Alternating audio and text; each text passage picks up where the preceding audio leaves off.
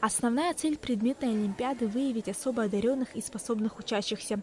По словам декана педагогического факультета Абхазского государственного университета Людмилы Бения, детей, принимающих участие в этом году в олимпиаде, немного больше, чем в прошлые годы. Из года в год, вот как мне кажется, уже третий год бываю, и мне кажется, количество увеличилось. Детей немало.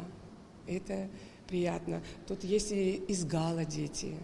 Очень много сельских ребят. Это тоже интересно. Вот раньше было больше городских, сейчас есть и сельские дети из сельских школ. Сегодня участники олимпиады, учащиеся 4 классов, соревнуются в знаниях по математике. В этом году задания были составлены специалистами АГУ.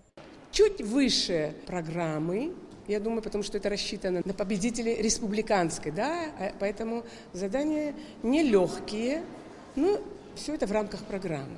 Ученица Гагарской средней школы номер 4 Камила Ибазова впервые принимает участие в республиканской олимпиаде. Перед сложным испытанием девочка, безусловно, волнуется. Самое главное для Камилы – это не подвести свою школу и преподавателей. Это первая моя олимпиада. Я хочу выиграть, мне страшно, боюсь.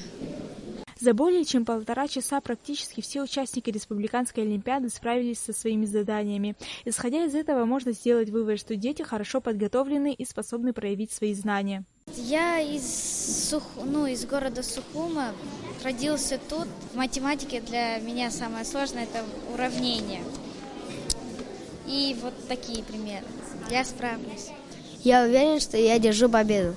Участие в олимпиаде имеет большой воспитательный смысл, так как в детях развивается стремление к лидерству и желание учиться. Хамидан Гумба, Тимур Гугохия, Абхазское телевидение.